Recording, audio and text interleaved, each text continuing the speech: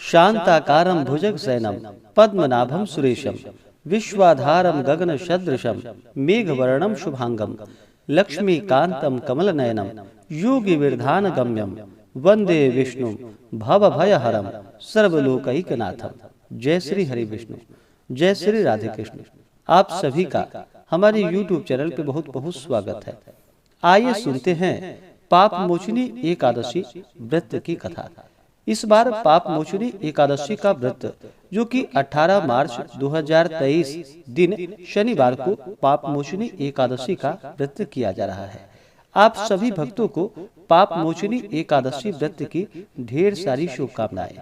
आप सभी के जीवन में लक्ष्मी नारायण की कृपा से आप सभी को सभी प्रकार के सुख और समृद्धि की प्राप्ति हो। भगवान आप सभी के इच्छाओं को पूर्ण करे। एकादशी का व्रत जो कि हर माह के कृष्ण पक्ष और शुक्ल पक्ष की एकादशी तिथि के दिन इस व्रत को किया जाता है। इसे एकादशी या 11 व्रत के नाम से जाना जाता है और हर एकादशी व्रत का अपना अपना विशेष महत्व माना गया है। इसी प्रकार से चैत्र मास के कृष्ण पक्ष में पड़ने वाली पाप मोचनी एकादशी का व्रत जो कि यह सभी प्रकार के पापों को नष्ट करने वाली है। इस व्रत के प्रभाव से व्यक्ति के सभी प्रकार के पाप और ताप नष्ट होते हैं। यह पिशाच तत्व आदि से मुक्ति प्रदान करने वाली है। जो भी भक्त सच्ची श्रद्धा के साथ नियम और निष्ठा के साथ पाप मोचनी एकादशी का व्रत करते हैं, इस दिन भगवान विष्णु के चतुर्भुज स्वरूप का पूजन करते हैं तो भगवान की कृपा से उनके सभी प्रकार के पाप और ताप नष्ट होते हैं।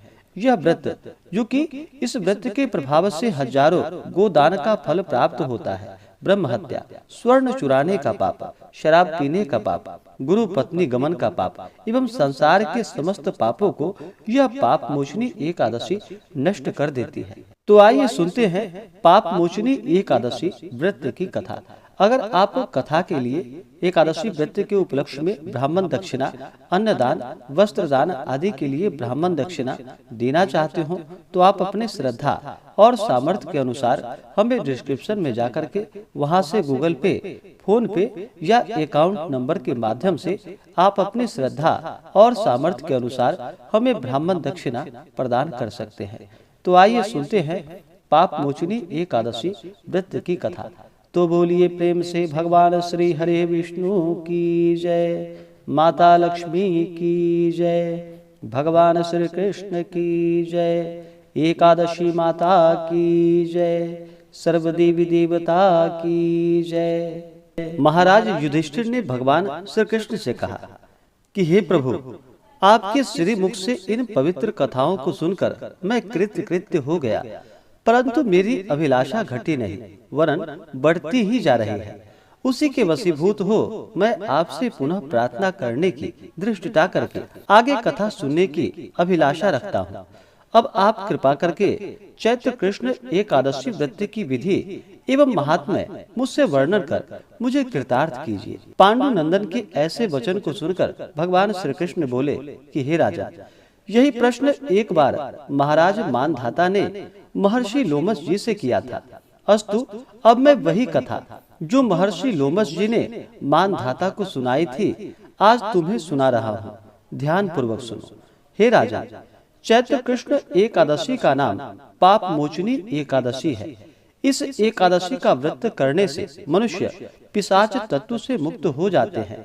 अब मैं तुम्हें इसका एक प्राचीन इतिहास सुनाता हूँ, तुम ध्यान पूर्वक सुनो। चैत्ररथ वन में जहाँ पर पहले अप्सराएं निवास करती थी और जहाँ पर सदैव ही वसंत विराजमान रहता था, नाना प्रकार के पुष्प खिलते थे और नाना प्रकार के पक्षी कलरव किया करते थे।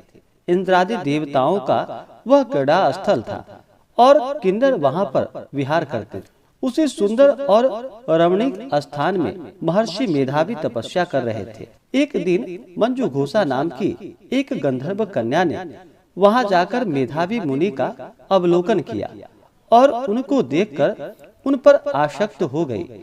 यद्यपि अपने मन को बहुत समझाया मगर वह नहीं माना। तब हाथ में सितार ले उनके पास जाकर बैठी अपनी वीणा विंदिक कोकिल कंठ से मधुर गान कर उनको मोहित करने का जाल फैलाया।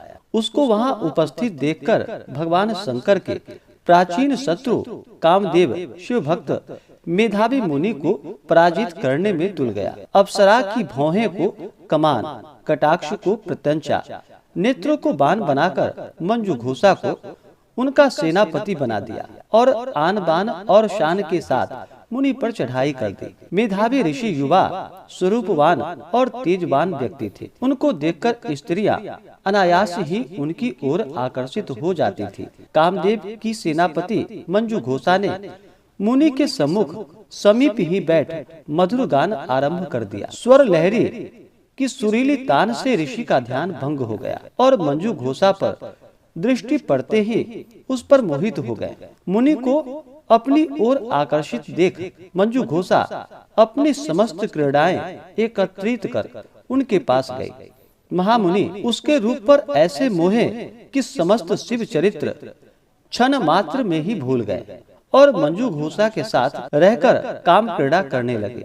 भोग विलास करते करते जब बहुत दिन हो गए तब मंजू घोषा ने मुनि से जाने की आज्ञा मांगी। कामाशक्त मुनि ने कहा, अभी ठहरो, आज ही तो आई हो। मंजू घोषा मुनि के वचन को सुनकर यद्यपि भयभीत हुई तथापि कामवश फिर रुक गई, मगर अब उसका चित्त भावी अनिष्ट की आशंका से चंचल रहने लगा। मंजू घोषा मुनि के पास 57 वर्ष 9 मास 13 दिन तक काम क्रीड़ा करती रही, मगर मुनि के लिए अभी वह पहले ही रात थी। एक दिन मंजू घोषा के आज्ञा मांगने पर मुनि ने वही प्राचीन पाठ दोहराया। तब उसने भयभीत हुए किंचित मुस्कुराकर कहा कि प्रभु, कितनी संध्याएं आई और चली गई, मगर आपको अभी एक ही रात हुई है।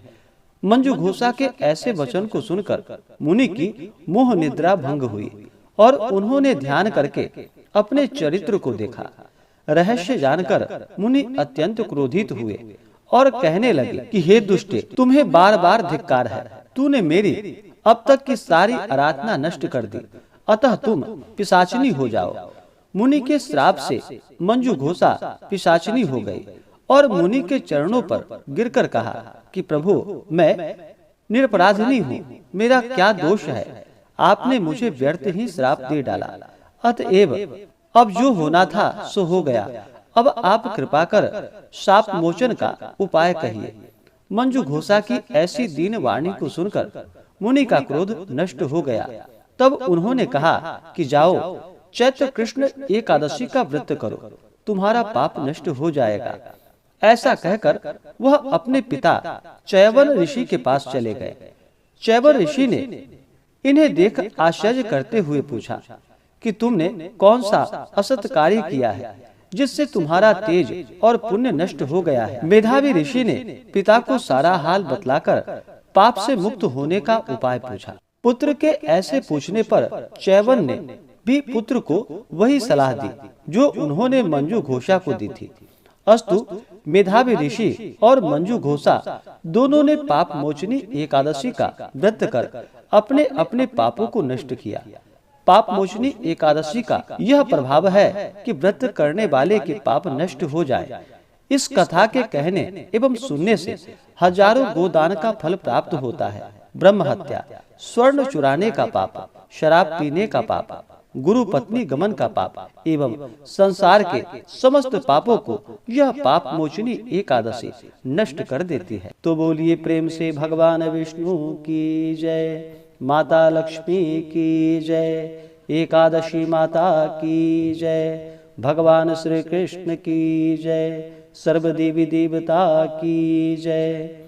इसी प्रकार से जो भी भक्त सच्ची श्रद्धा के साथ, नियम और निष्ठा के साथ एकादशी का व्रत करते हैं, इस दिन भगवान विष्णु, माता लक्ष्मी, भगवान श्री कृष्ण का पूजन करते हैं, उनके सभी प्रकार के पाप और ताप नष्ट हो जाते हैं तथा अंत समय में मोक्ष की प्राप्ति होती है। इस बार पाप मोचनी एकादशी का व्रत, जो कि 18 मार्च 2023 दिन शनिवार को पाप मोचनी एकादशी का व्रत किया जा रहा है। एकादशी तिथि प्रारंभ समय, जो कि 17 मार्च 2023 दिन शुक्रवार दोपहर 2:08 और एकादशी तिथि की जो समाप्ति होगी वह 18 मार्च 2023 दिन शनिवार को सुबह 11:16 पे एकादशी तिथि की समाप्ति होगी।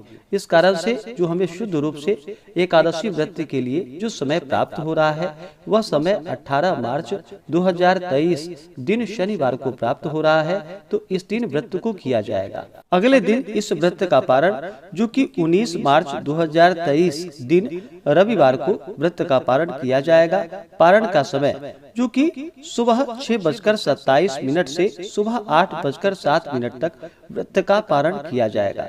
एकादशी व्रत का पारण जो कि हरिवासर समाप्त होने के बाद करना चाहिए। हरिवासर का समय जो कि द्वादशी तिथि का पहला चौथाई हिस्सा वह हरिवासर का होता है। तो इस कारण से हरिवासर समाप्त होने के बाद ही व्रत का पारण करना चाहिए। पारण जो कि 19 मार्च को सुबह 6:27 से सुबह 8:07 तक व्रत का पारण कर लेना चाहिए। पापमोचनी एकादशी व्रत का पारण इस बार जो कि गो घृतेन पारणम यानी कि गौ घृत से इस व्रत का पारण किया जाएगा। यह संभव ना हो पाए तो आप तुलसी दल जल से या फल से व्रत का पारण करें।